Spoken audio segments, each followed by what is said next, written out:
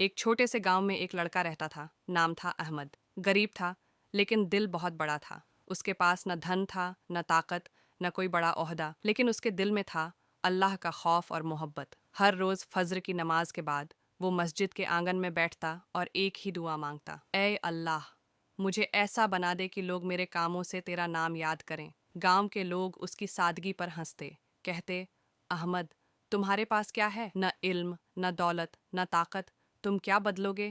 احمد بس مسکرا دیتا اور کہتا، میرے رب کے لیے کچھ بھی مشکل نہیں۔ پھر ایک دن گاؤں پر آفت ٹوٹ پڑی، سوکھا پڑ گیا، زمین پھٹ گئی، کنویں سوکھ گئے، بچے بھوکے تھے، بزرگ بیمار۔ احمد نے مسجد میں سجدہ کیا اور رو رو کر دعا مانگی، اے رب، میرے ہاتھ خالی ہیں لیکن تیرا خزانہ بھرا ہوا ہے، رحمت فرما۔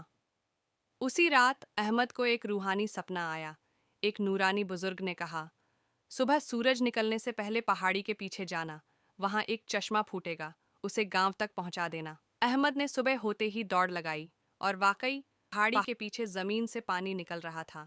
وہ بھاگا گاؤں کی طرف، سب کو بلایا، لوگ اکٹھا ہوئے، سب نے مل کر نہر بنائی، پانی گاؤں تک پہنچا، سوکھا ختم ہوا، کھیت ہرے ہوئے، زندگی لوٹ آئی۔ لوگ حیران تھے، یہ کیسے ہوا؟ احمد نے بس اتنا کہا، یہ میرے رب کی رحمت ہے اور ایک سچی دعا کا اثر۔ وقت گزرتا گیا، احمد کی نیک دلی، سچائی اور سیوا نے اسے سب کے دلوں میں جگہ دلا دی۔ وہ کوئی عالم نہیں تھا، لیکن اس کا ہر کام ایک سبق تھا، لوگ اس سے سیکھنے لگے۔ اس کی خاموشی میں بھی اللہ کی یاد تھی۔ آخر میں جب احمد کا وقت آیا، وہ مسکرا رہا تھا۔ کسی نے پوچھا، تم مسکرا کیوں رہے ہو؟